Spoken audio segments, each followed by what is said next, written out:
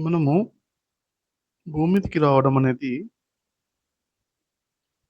ఒక ఎగ్జాంపుల్‌తో చూసుకుంటే, అమెరికాకు వెళ్ళడం లాంటిదనమాట. ఎలా అయితే మరి చాలామంది స్టూడెంట్స్‌గా కానీ, జాబ్ వీసాలో ఏదోలా అమెరికాకు వెళ్తారు. వెళ్ళాక అక్కడ ఒక్కోసారి జాబ్స్ లేకపోతే, లేకపోతే స్టూడెంట్స్ కూడా చిన్నా చితకా పని చేస్తారు ఇక్కడ. ఇక్కడ ఇండియాలో అయితే మనము ఎటువంటి పనులు చేయము. చాలా చీప్‌గా అనుకుంటాము. అక్కడ అదే గొప్పగా డిగ్నిటీ ఆఫ్ లేబర్‌గా ఎన్నో పెట్రోల్ బంకుల్లో పనిచేస్తారు. రెస్టారెంట్స్‌లో క్లీనింగ్ చేసే స్టాఫ్‌గా గాని, ఏదో విధంగా సర్వ్ చేసేటివి ఏదో ఒకటి అలా సర్వ్ చే చిన్న చిన్న పనులు చేస్తారు. అయితే ఏంటంటే అక్కడ చిన్న చిన్న పనులు చేసినా కానీ, వాళ్ళు డబ్బులు కొంచెం సేవింగ్ చేస్తే అంటే వచ్చిన డబ్బులు లక్షల్లో వస్తుంటాయన్నమాట. ఎందుకు లక్షల్లో వస్తాయంటే, డాలర్ వాల్యూ మనకు ఇక్కడ రూ. 70 80 ఇప్పుడు రూ. 80 దాకా ఉందా దాదాపుగా.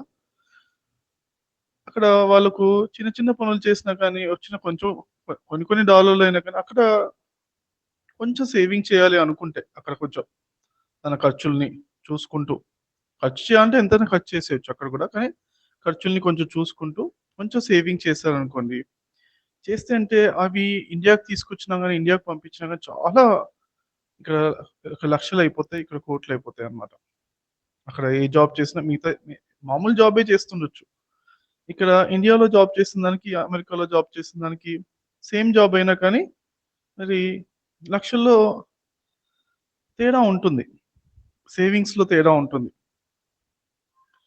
అలానే మరి అమెరికాకి వెళ్ళడం గూడా అందరికీ సాధ్యం కాదు. వీసాలు అంత తొందరగా రావు కదా! అందరికీ సాధ్యం కాదు. అందరూ అమెరికాకెళ్ళలేరు కదా! అయితే ఇక్కడేంటే చాలా జాగ్రత్తగా అర్థం చేసుకోవాల్సిందేంటే, మనము భూమి మీదకి రావడం గూడా అలాంటిదే అన్నమాట. వేరు వేరు లోకాల్లో మనము హ్యాపీగా బతుకుతున్నాం. అయితే భూమి మీద కొంచెం కష్టాలుంటాయి ఇక్కడ. ఇబ్బందులు ఉంటాయి. ఉన్నా కానీ ఇక్కడ ఉన్న చిన్న చిన్న పనులు చేసినా కానీ, ఎంతో మన లెవెలు, మన స్టేటస్ అంతా వేరు యాక్చువల్‌గా. కానీ వేరు వేరు లోకాల్లో. కానీ ఇక్కడికొచ్చినప్పుడు మన స్టేటస్ అంతా తక్కువైపోయి, మన ఎనర్జీ లెవెల్స్ అన్నీ తక్కువ చేసుకొని, హెల్త్ ప్రాబ్లమ్సో, ఛాలెంజెసో, కష్టాలో ఇంకేవో ఉన్నట్టుగా ఉన్నా కానీ ఇంకేదో పనులు చేసుకొని ఏ పని చేసినా, ఏ మంచి పని చేసినా ఇక్కడేంటంటే మంచి పనులు చేయడం అనేది కౌంట్ అవుతుందన్నమాట. ఇక్కడ చేసినవన్నీ పుణ్యకర్మలు అన్నీ కూడా చాలా ఆ లోకాలకెళ్ళగానే చాలా మరి కన్వర్ట్ అయిపోద్దన్నమాట. ఎలా అయితే అక్కడ డాలర్ సంపాదిస్తే ఇక్కడ రూ. 80 కన్వర్ట్ అయిపోతుందో, అట్లనే ఇక్కడ సంపాదించినవన్నీ వేరు వేరు లోకాల్లో చాలా మల్టిప్లికే మల్టిప్లై అవుతాయన్నమాట. 100 రెట్లు, లక్ష రెట్లు, కోటి రెట్లు లాభాలుంటాయన్నమాట. ఆ లోకంలో మనము కోటి సంవత్సరాలు సేవ చేసినా, పుణ్యకర్మలు చేసినా, ఆ లోకంలో లాభాలు తక్కువే. ఆహ్, ఇక్కడ ఒకటే ఒక సంవత్సరం మనం చేసినా కానీ, కొన్ని మంచి పనులు చేసినా, ఒక ఒక చి 1, 2 చిన్న మంచి పనులు చేసినా కానీ, ఆ లోకాలకు వెళ్ళగానే చాలా లాభాలుంటాయన్నమాట. ఇది మరి ఎన్నో లోకాల్లో నేను గమనించిన తర్వాత చాలా మరి నేననే కాదు, పద్మసంభవుడు అనే మాస్టర్ గూడా మరి వేరు వేరు లోకాలకెళ్ళి చూసేవాళ్ళం. ఏ మాస్టర్ అయినా ఇదే చెప్తారనమాట. భూమి అనేది మరి చక్కటి పాఠశాల. ఇక్కడ రావడము, ఇక్కడ ఉండడము అనేది చాలా గొప్ప అరుదైన అవకాశము. మనము ఇక్కడ వీలైనంత ఎక్కువ రోజులు ఉంటూ ఉండాలి. మరెంతో కష్టపడి వీసా ప్రాసెస్ చేయించుకొని ఎళ్ళడానికి కొన్ని లక్షలు ఖర్చవుతుంది.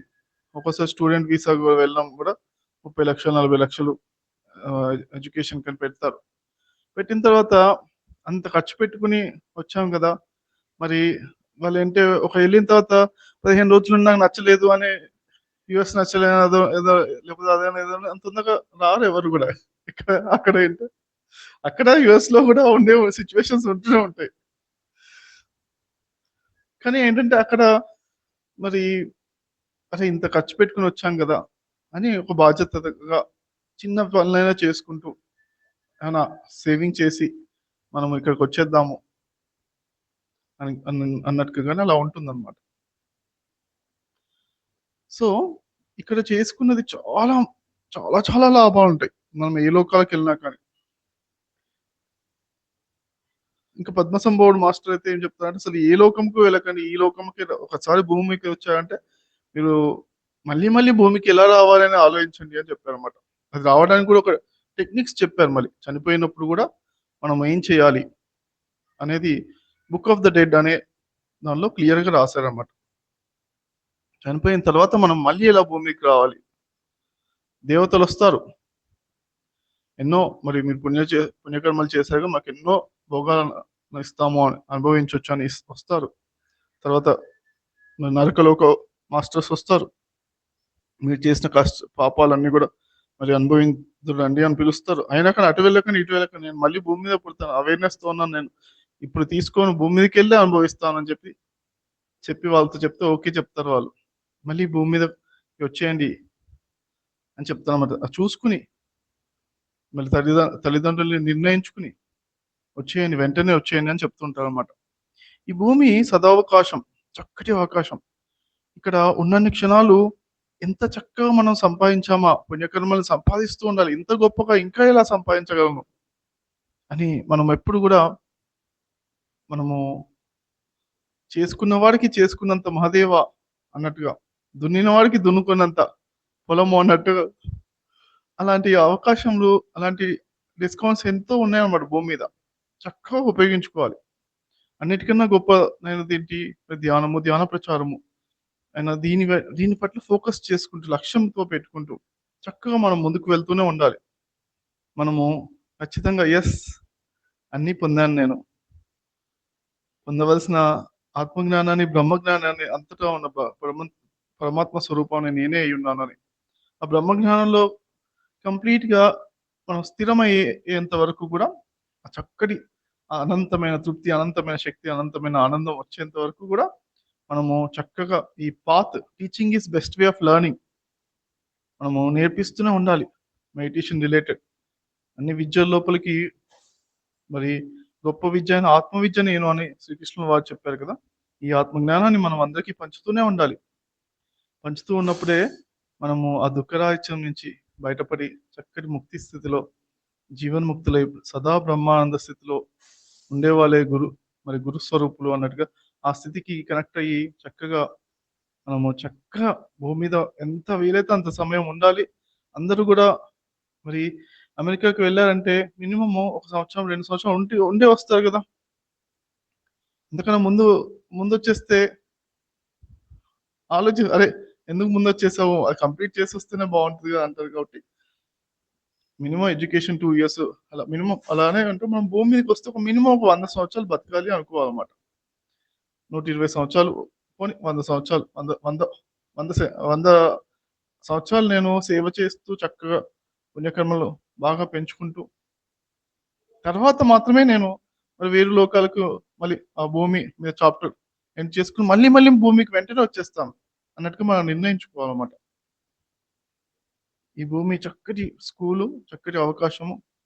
మరి ఇక్కడ నేను అమెరికా అనే ఒక ఎగ్జాంపులే చెప్పాను. అమెరికా ఏదో గొప్పది.